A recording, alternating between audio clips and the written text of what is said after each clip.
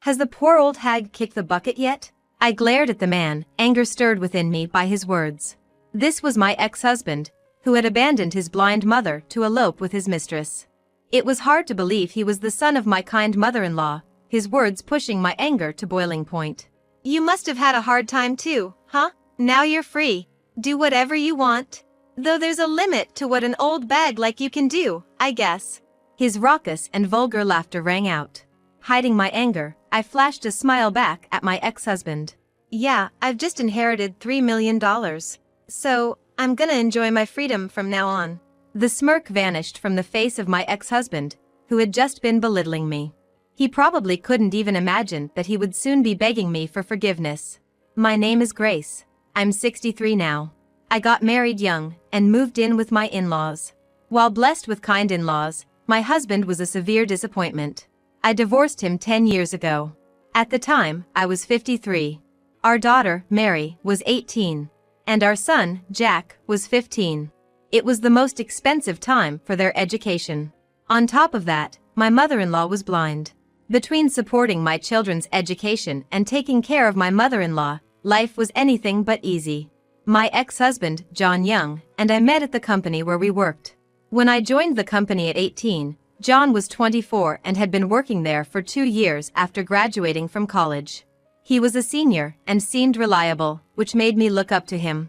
John was popular and good at taking care of others, often helping me, who was still inexperienced. Despite being a catch, for some reason, he took a liking to me and asked me out. After we decided to get married, I met his parents for the first time. His father had mobility issues, and his mother was blind. Knowing that John was supporting his parents while working, I was deeply moved. However, my parents opposed our marriage. They were worried that I would have a hard time as caregiving was clearly in my future. But I was young, and I admired his wonderful parents, so I ignored my parents' concerns and got married. My parents, upset that I had married on my own terms, said they would cut ties with me. But I already had a new family. Youth is scary. I wasn't afraid of anything. After getting married, I quit my job. I took on the responsibilities of caring for my in-laws and managing household chores so my husband could focus on his work. My in-laws were deeply appreciative of me and treated me as their own daughter. They never forgot to express their gratitude and show consideration towards me. Although caregiving was difficult, spending so much time with them made it less of a burden. My husband worked late every day. I was under the impression that our household was running smoothly. One day, I ran into a former coworker of my husband's at the grocery store. Naturally, we started talking about my husband and me. The coworker said, "Your husband, Mr. Young, always leaves work early because he's worried about you, Grace. He's such a wonderful husband." I couldn't believe my ears. My husband always came home after 10 p.m. He was never home early. There must have been a mistake. That's what I thought, but I couldn't say anything at the time. All I could do was give an awkward smile and agree, yes, that's true. When I got home, I brought it up with my husband. I had planned to subtly hint at the subject. "You've been coming home late recently. Can't you come home a little earlier? I feel bad for your father. It seems a little embarrassing for him to be cared for by a woman. Can't you at least help him bathe?" But before I could finish my sentence, my husband yelled at me. "What? I'm working, you know? I'm not just messing around. Tell my dad not to be so demanding." "But your father isn't demanding anything. I just felt that way." My husband seemed to have no intention of helping with the caregiving. Moreover, I felt he was being too defensive. My bad hunch was probably right. But I couldn't admit it at that time. I was scared of what would happen to me if I confronted him and discovered something I didn't want to know. I had gotten married against my parents' wishes, so I didn't have a home to go back to. I was worried about my in-laws too. In the end, I chose to live each day as usual. One day, I thought of buying an electric wheelchair for my father-in-law. Right now, he gets by with a cane and a manual wheelchair. But with an electric wheelchair, he could even go for a short stroll.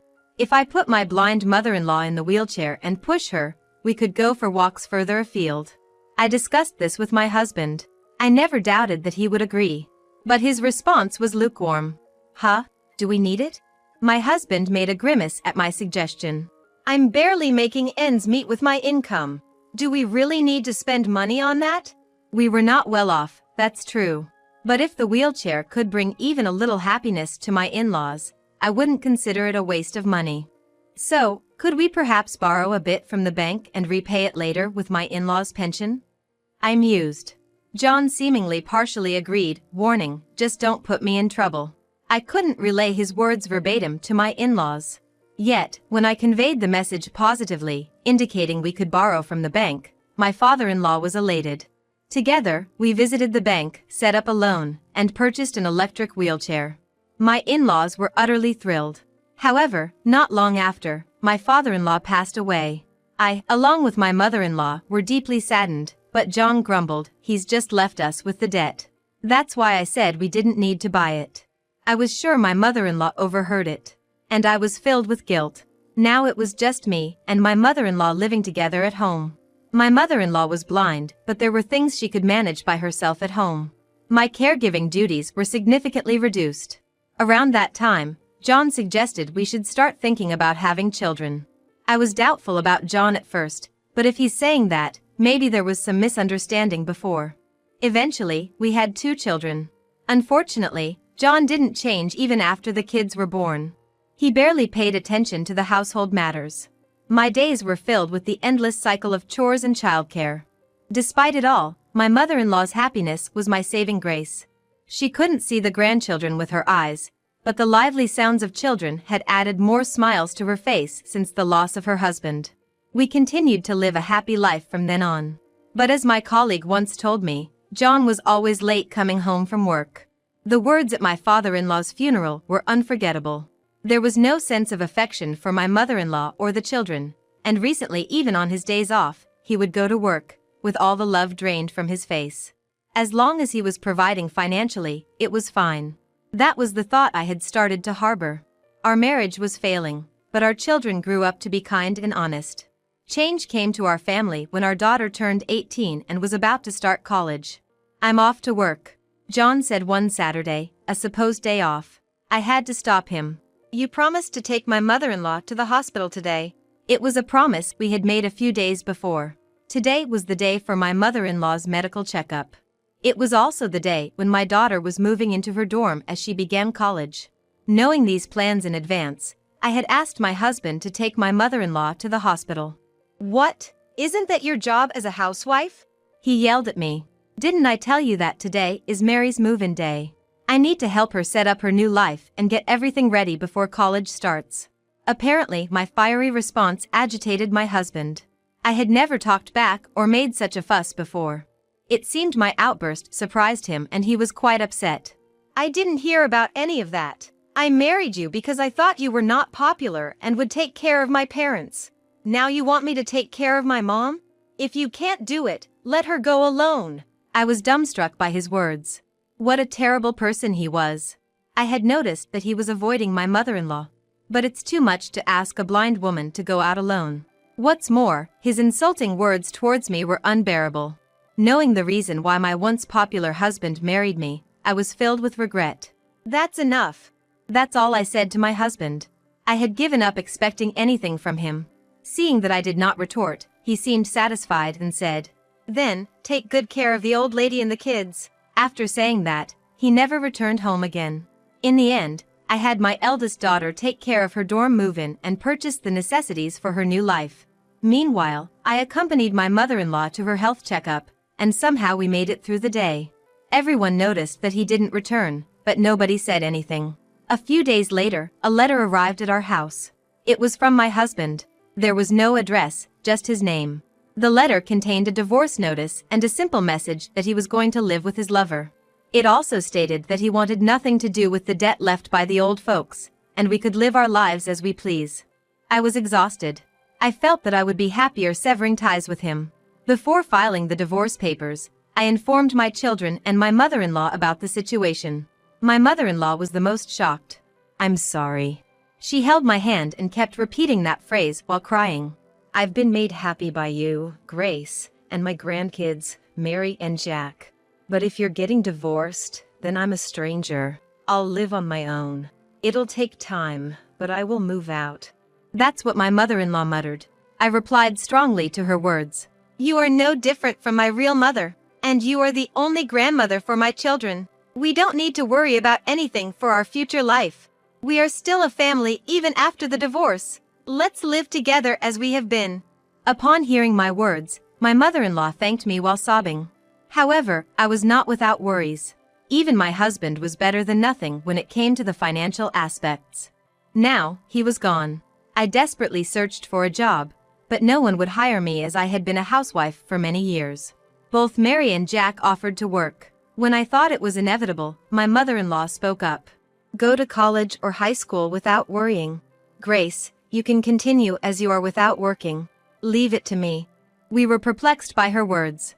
However, just as my mother-in-law said, our lives continued without any change. If anything, I felt we were allowed to live more lavishly than when my husband was with us. I filed for divorce through my lawyer. My mother-in-law wanted to report him missing, but I had no desire to see that man again. But surely, she must want to see her son, my ex-husband. But even after she reported him missing, my ex-husband was never found. Our family of 4 created many memories, and about 2 years ago, my mother-in-law left to join my father-in-law. In the end, she never got to reunite with my ex-husband during her lifetime. Technically, my ex-husband is her son. I can't just not contact him. But even when I looked up his address, there was no one living there. Reluctantly, we held a small funeral, sending off my mother-in-law with just the 3 of us. And now, standing before me is my ex-husband.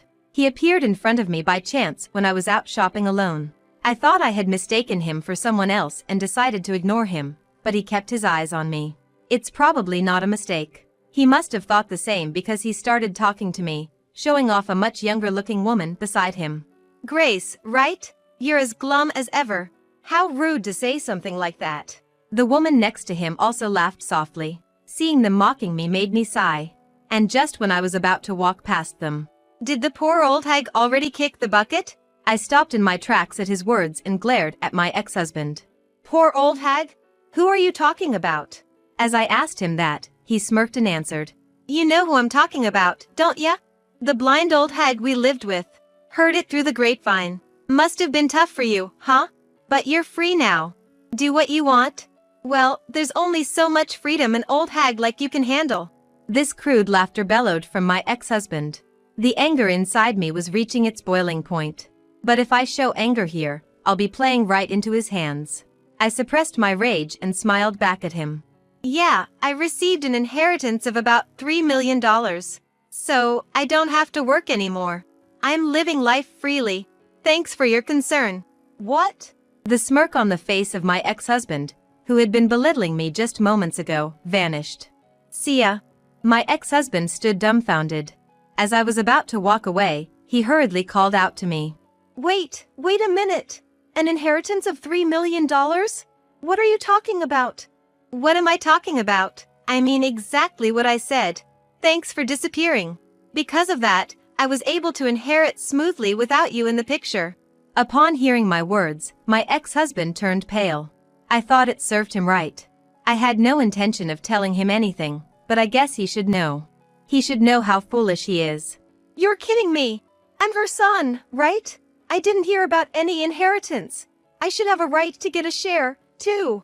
Upon hearing his words, I couldn't help but smirk. "Well, yes, but you were gone. Did you know that after 7 years of disappearance, you are considered legally dead?" "What?" "So, your mother-in-law's inheritance was willed to me, your eldest son and eldest daughter. You have no role in this anymore." My ex-husband looked dumbfounded. I almost burst out laughing. I understood why my mother-in-law told me to file a missing persons report after she had passed. The large amount of inheritance she had left behind. A man claiming to be a lawyer appeared and explained everything to me. My mother-in-law's family was a landowner. However, she, like me, had severed ties with her family. Nevertheless, she had the right to inherit. When her parents passed away, she inherited without telling anyone. Thanks to this, we were able to live without any worries. I once asked my mother-in-law, "Mrs. Young, how are you managing your money? If it's a pension or something like that, please use it however you like." My mother-in-law responded, "I'm using it as I please.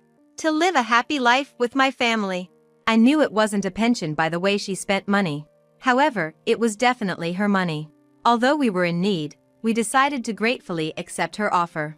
The inheritance she received was far more than she could ever use in her lifetime. The problem was the existence of my husband. If things remained the same, if something were to happen to her, my husband would inherit everything. But she did not want to hand it over to her son. During her consultation with a lawyer, my husband disappeared. She thought he had finally cut ties with us. She was sad to part from us, but she thought she would just move into a nursing home with assisted living and use up almost all of her inheritance so that she would not leave any troubles behind.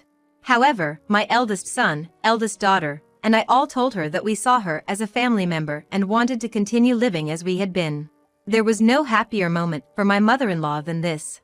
Wanting to pass on her inheritance to us, she followed her attorney's advice and filed a missing person report for my husband. Following the law, my husband left home, and after 7 years, legally he was treated as if he had passed away.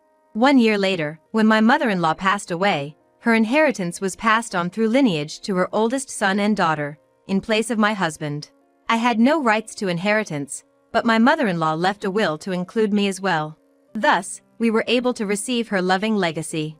Because you left, all of Jack's and Mary's tuition and living expenses were covered by your mom. We were able to live happily because of that. Thank you for leaving. Upon hearing my words, my ex-husband was left with his mouth agape in shock. Serves him right. My ex-husband then contacted me saying that he should have a share in the inheritance. After all these years of silence, I can't believe how awful he is. There's no inheritance for someone who's legally dead. I've said this to him many times, but he's not convinced and insists on discussing it further. I consulted an attorney. For my ex-husband to inherit anything, there would have to be various procedures, such as retracting the missing person report. In cases like these, it is often the grandchildren who inherit the estate. We had no intention of giving my ex-husband a single penny. I told my ex-husband exactly what the attorney told me. If he wanted to inherit, he would also have to pay inheritance tax. When I told him to handle all these procedures, he fell silent. Our children were also present, and we had a discussion. I can't take off work. I can't handle these procedures. Besides, I don't need to pay inheritance tax. You guys should just pay my share. I've taken care of you guys. You should at least do this much for me. I was disgusted by my defiant ex-husband. Apparently, he's working a day-to-day job now, and he can't afford to take a day off. The company he was working at when we were married had fired him due to his chronic absences. When I asked why he left his job and why he was in such financial trouble, it turns out he had a debt to a previous lover. He had been working day-to-day jobs and moving around a lot to pay it back. Understand me. Even when he said this, I couldn't understand him at all. So, it didn't work out with that woman, right? Then who was that woman you were with the other day? When I asked this, my ex-husband arrogantly said, "She's the one I've been looking for." My oldest son was trying hard not to laugh. Are you married to that woman? I asked. No, we've only been together for half a year. My ex-husband muttered in a small voice. Hearing this, I couldn't help but laugh out loud. My oldest son, me, and my oldest daughter were speechless with astonishment, sighing at the stupidity of the man in front of us. What about the woman you left with when we divorced? She said she couldn't make me happy and left. He said this nonchalantly, but does he realize that he was dumped? I guess he's been living his life changing women one after the other like that. You're an old man, stop acting like you're still young. I advised my pitiful ex-husband. She's my destined woman. When he said this, I realized that anything I said to him would be pointless. Thanks to the reunion with my ex-husband, I found out where he lives. Apparently, he's living in an apartment in the next town over, which is under his girlfriend's name. My oldest son bought the entire building and became the landlord. It's the money Grandma gave us. It would be a waste to just leave it there. I thought it would be better to have real estate. My oldest son said this. I thought he wanted to help his father, but that was not the case. On the contrary, if the rent is even a day late, he goes to demand it. The previous landlord was patient, but my son is not like that. You've put your mother through enough trouble. You selfishly chose this life, so you should suffer even more than she did. It must have been my eldest son's own way of punishing his father. My ex-husband, who had never been much of a father figure. The kids must have had their own thoughts about it. Maybe that's why he couldn't bear this life anymore. My ex-husband came to our home, begging for forgiveness. I'm really sorry. I pushed my responsibilities as a parent and a spouse onto you, Grace. I was in the wrong. I couldn't help but sigh at the sight. My ex-husband was desperate. But I also have a life to live. Can't you get Jack to cut me some slack on the rent? He must be really struggling to have to ask this with teary eyes. I don't know. If you had been a decent father to the kids, you wouldn't be in this situation. A failed son, a failed husband, a failed father, what's left in your life now? What was your life all about? You really need to think about that. My words left my ex-husband silent, and he left without a word. His figure looked so small as he walked away. In the end, my ex-husband was kicked out of his apartment due to rent arrears. His new place seems to be an apartment with a 50-year-old building where drafts come in. He seems to be still living day by day, taking on whatever jobs he can find. On the day we reunited, he apparently broke up with the woman he was with when he moved out of the apartment. It seems he had been supporting her living expenses. Since he was essentially evicted for failing to pay rent, I guess it couldn't be helped. Rather, I think he should be thankful that his mistress stayed with him for as long as she did. She was still young and, like me back then, probably hadn't seen through the man my ex-husband is. We are living happily now, thanks to my mother-in-law. As my eldest son said, we invested in real estate and stocks, so we can earn passive income, and we have plenty of time for leisure, like traveling every month. And my eldest daughter, Mary, is getting married. Her fiancé is very kind and treats her well. Our family and happiness are going to increase. I'm relishing the happiness of today, which is possible because we overcame our difficult past.